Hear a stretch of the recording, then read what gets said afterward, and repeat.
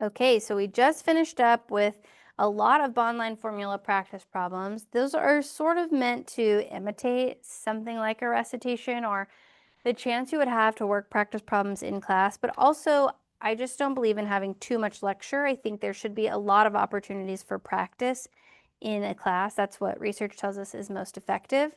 And now we're going to learn the last little bit about bond-line formula. So sometimes we need to show that molecules are three-dimensional because the way that Lewis structures look often is they just look like flat lines on a page, which they're not.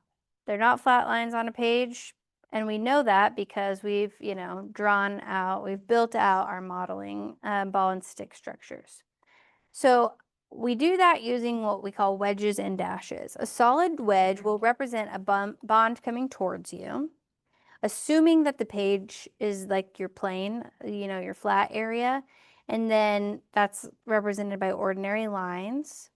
And then a dashed wedge represents a bond going away from you.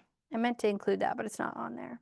You can also do a 3D representation of, you can also use that by making the model ball and stick like I showed you before, the ball and stick modeling structure. So here's an example of a wedge dash structure. So we'd assume this carbon is flat. These three carbons that are in a straight line are flat. The solid filled in fluorine is coming towards us, and the fluorine that is on the dash line is going away from us.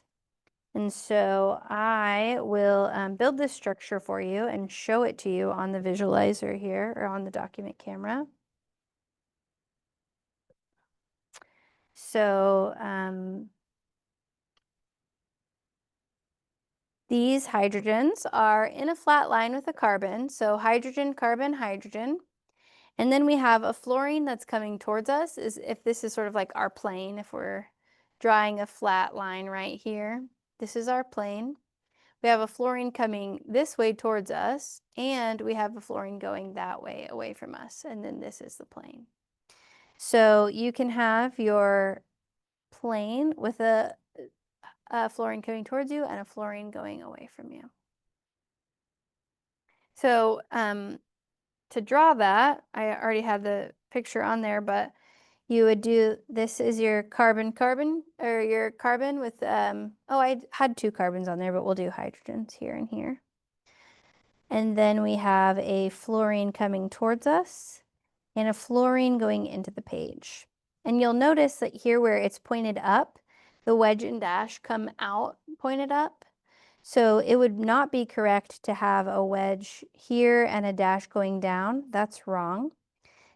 Wherever your point is, that's where your other lines need to be, because that's how it is in real life. If you have two things coming down, the two that are pointing up are going to be coming out at you or into the page.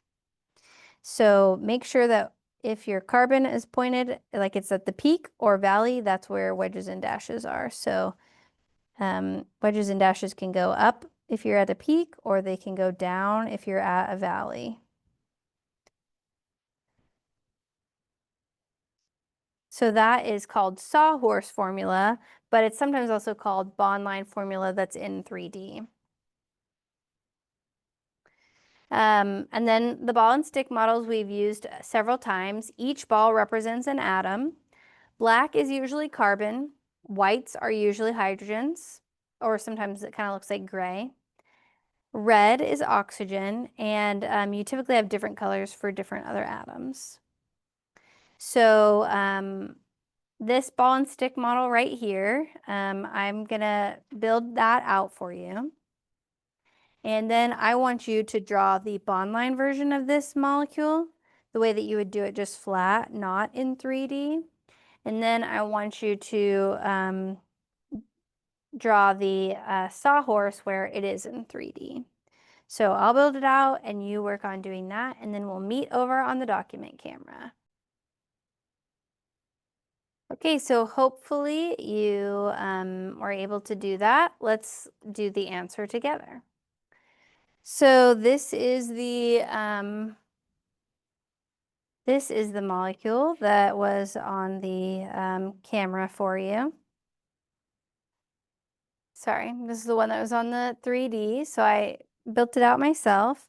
So first, we were going to draw the bond line structure of this molecule. So bond line structure leaves off all the hydrogen, so we're only looking at these 3 carbons. And then we have a heteroatom, and remember, hydrogen's bonded to a heteroatom. We have to put the OH, we have to put the hydrogen bonded to it.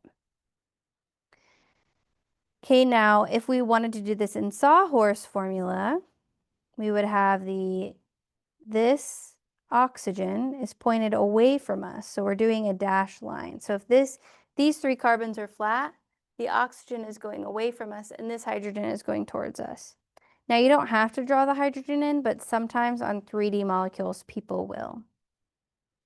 Now if I flipped this over, we would draw the OH coming towards us and the hydrogen going into the page. Okay, so that is ball and stick model and using Sawhorse to represent the wedge and the dash. This last one is a heat map diagram. So for heat map diagrams, these show electron density. So it sort of leans into the cloud of electron idea, is like, oh, we have areas where electrons are more or less likely to be. Red has more electrons, whereas blue has less electrons. So the electrons are moving away from the this side of the molecule, the right side that's blue, and they'll be more concentrated in the left side of the molecule. So these are probably more electronegative than this molecule right here. Often they'll overlay these heat map diagrams on ball and stick models. Okay, and we'll stop here until we pick up our next video on isomers.